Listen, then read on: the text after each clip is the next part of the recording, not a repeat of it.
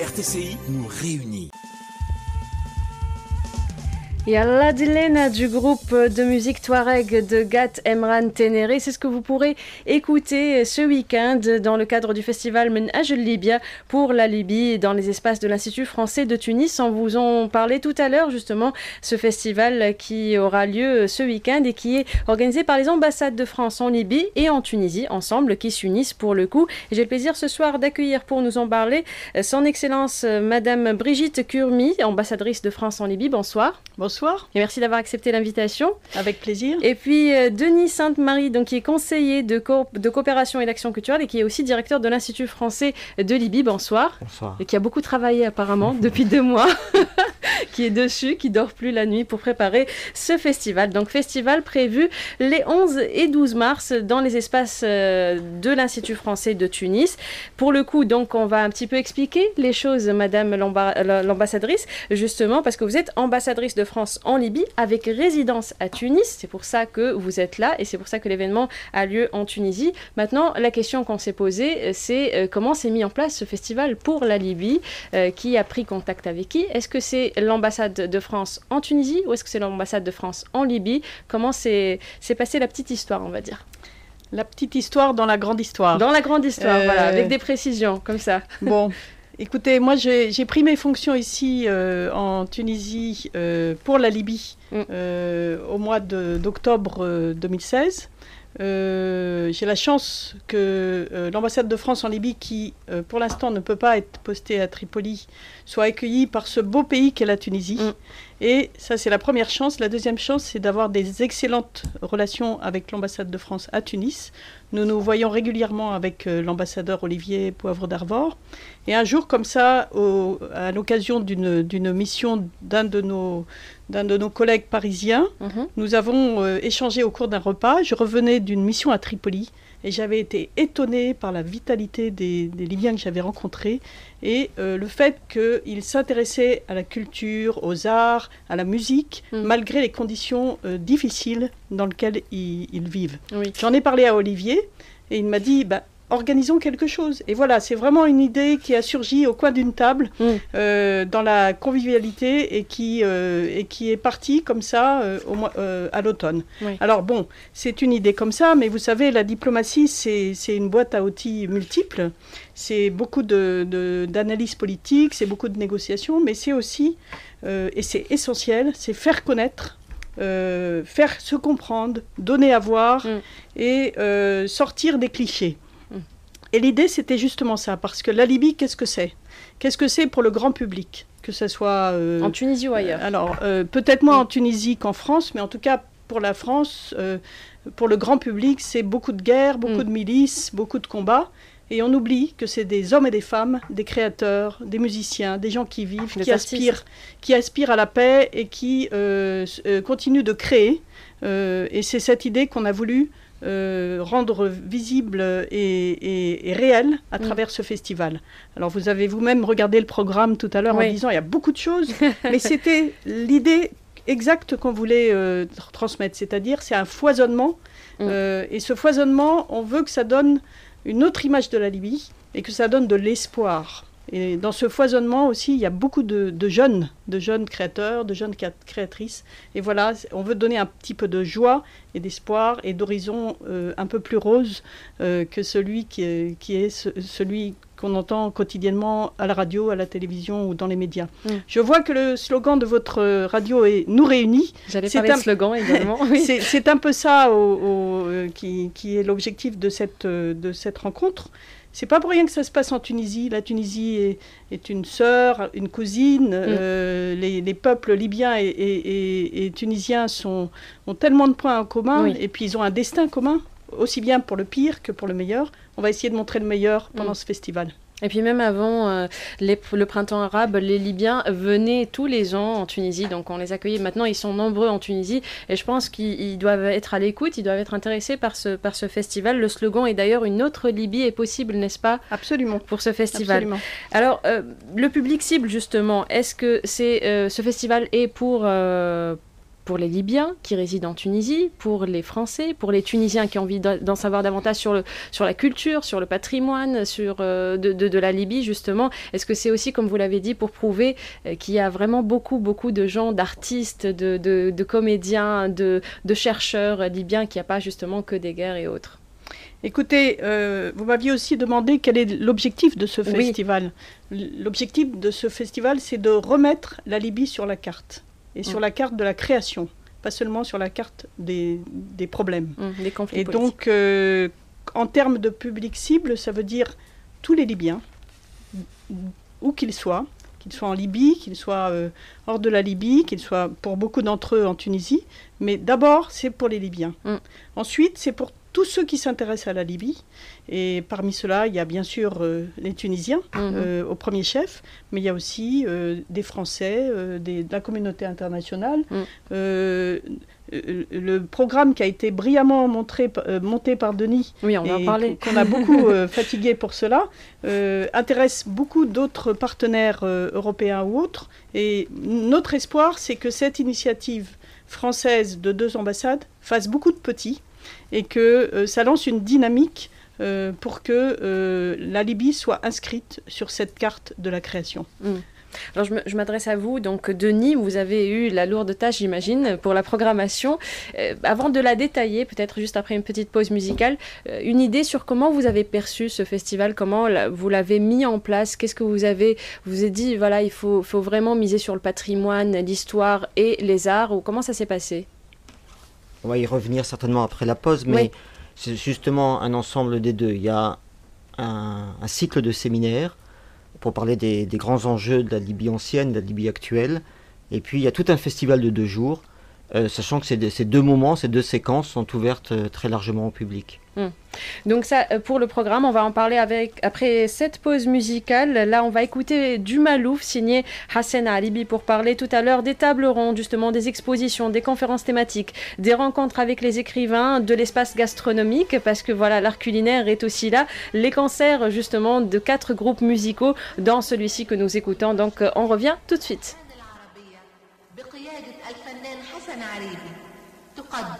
نوبة مالوف ليبية بعنوان بشرى خانية زارني المحبوب، بحث وتهذيب وإعداد حسن عريبي.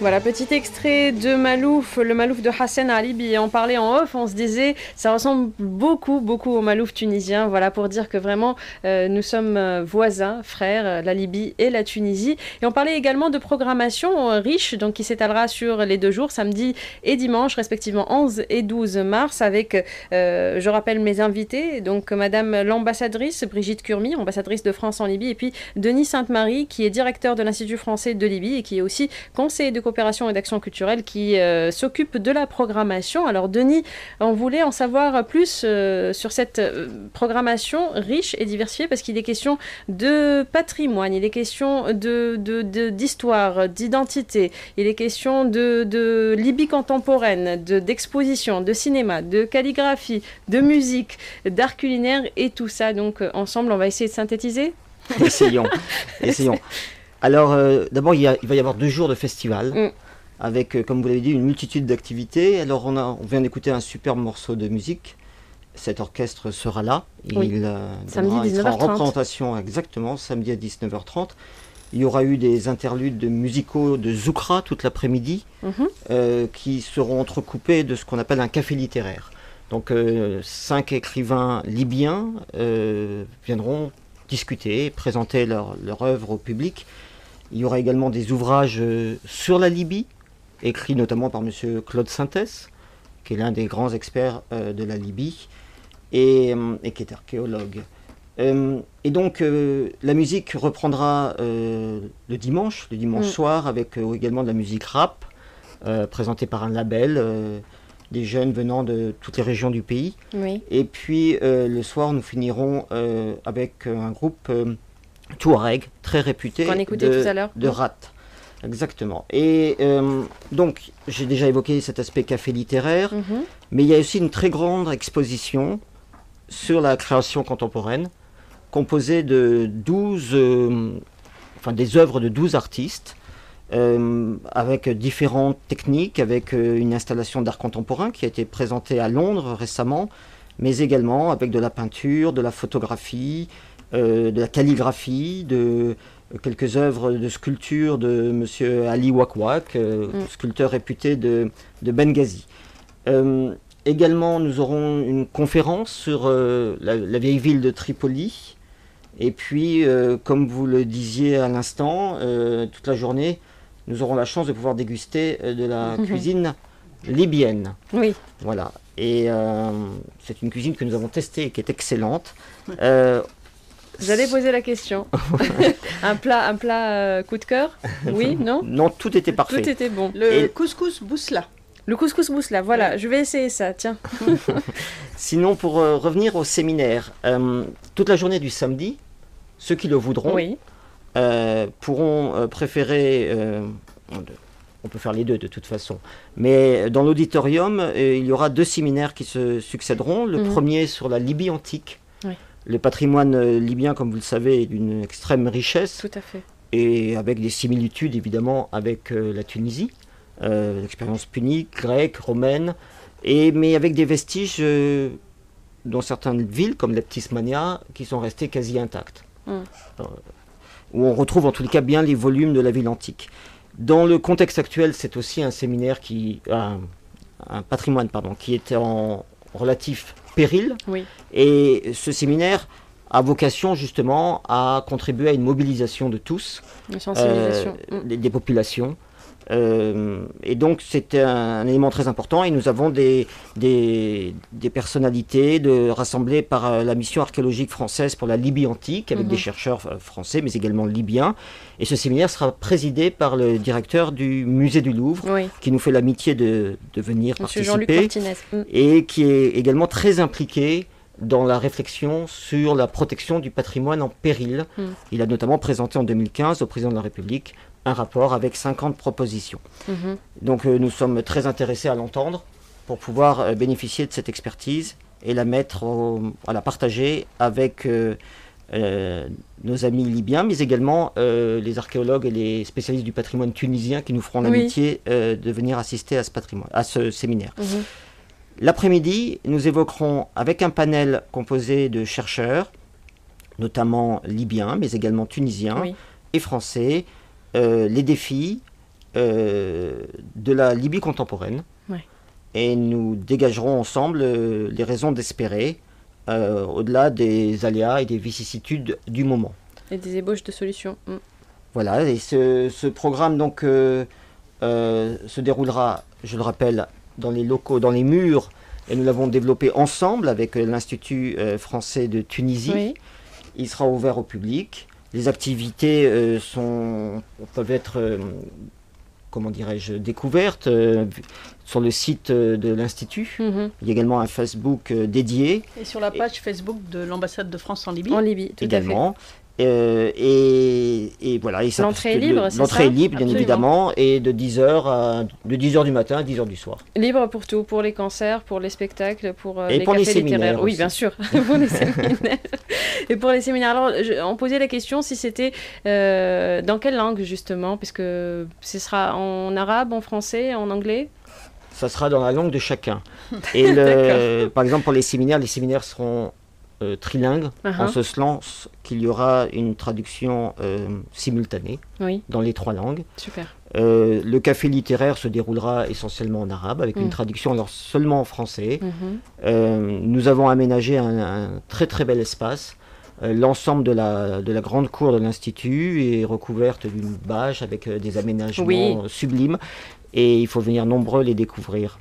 Alors, autre question, justement, c'est par rapport aux intervenants. Il y en a tellement, d'abord. Et puis, vous avez fait le choix, on en parlait un petit peu en off, d'inviter des Libyens de Libye. Voilà, donc, en plus des intervenants tunisiens et français. Donc, pourquoi ce choix, justement ?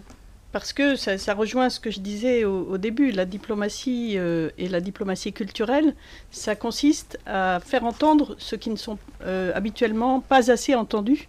Et parmi ceux-là, il y a les Libyens de Libye.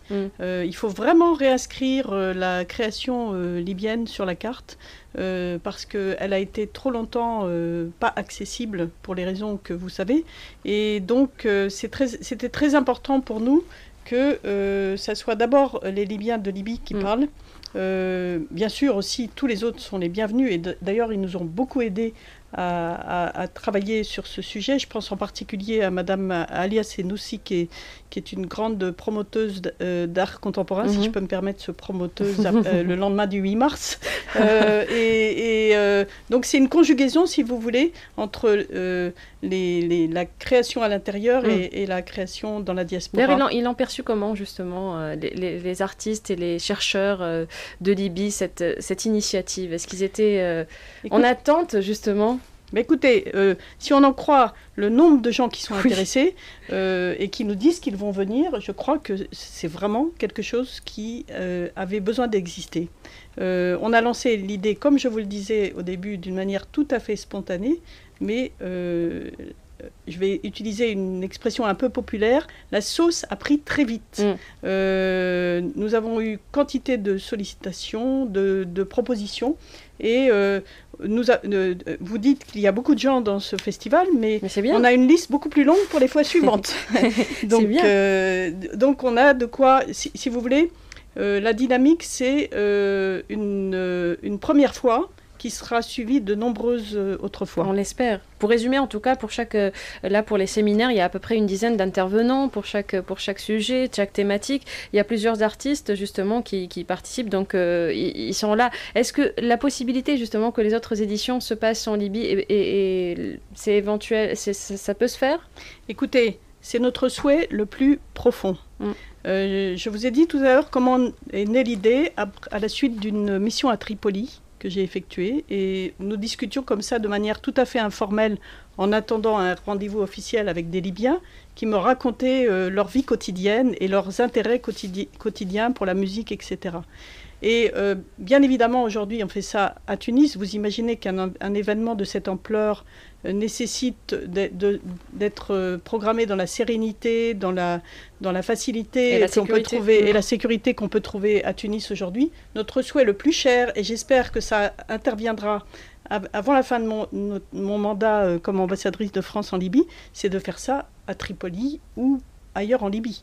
Ça veut dire que dès qu'on considérera que les conditions de sécurité nous permettent de faire cet événement en Libye et de reprendre la coopération culturelle, nous mettrons toute notre énergie, et elle est grande, croyez-moi, pour le faire en Libye. Pour finir, la possibilité que l'ambassade de France en Libye réouvre justement en Libye, c'est pour bientôt, vous pensez ? Alors c'est une question difficile parce que c'est absolument impossible de vous donner une date. Ça dépend vraiment de plusieurs choses, dont la sortie de la crise politique qui amènera automatiquement plus de sécurité, donc un retour beaucoup plus facile. Mais en attendant que ça soit possible, et le plus tôt sera le mieux, nous sommes présents en Libye et nous nous rendons en Libye régulièrement. On essaye d'y être le plus souvent possible. Il y a 15 jours, on y a passé notre première nuit. J'espère que ça sera suivi de nombreuses autres fois. En tout cas, nous voulons être présents sur le terrain parce que, en fait, il n'y a jamais mieux que d'être en contact direct avec la population du pays dans lequel vous servez. Merci. Bien sûr. Merci beaucoup, en tout cas, Votre Excellence Brigitte Curmi, ambassadrice de France en Libye. Merci à Denis Sainte-Marie, conseiller de coopération et d'action culturelle et également directeur de l'Institut français de Libye. Et on rappelle le rendez-vous parce que donc ça se passe le samedi et le dimanche 11 et 12 mars, mais vous pouvez trouver toutes les informations parce que le programme est tellement riche justement qu'on n'a pas pu tout détailler, mais on peut trouver ça sur le site de l'Institut français de Tunisie, sur la page Facebook de l'ambassade de France en Libye, de l'ambassade de France en Tunisie, et puis probablement sur notre page Facebook RTCI, en souhaitant le plein de succès à ce bébé festival, on va dire, Menhaj Libya pour la Libye, et pour qu'il y en ait d'autres, n'est-ce pas, en Tunisie et ailleurs, notamment en Libye. Merci beaucoup. Merci à Raouia et merci à cette belle radio. Merci à vous, merci. À vous. Au revoir, 18h30, on continue en musique. Tout à l'heure, c'est les cultures dynamiques. Restez branchés sur la 98.2. 17h, 19h30. Contact. 17h, 19h30. RTCI. Vous l'avez choisi.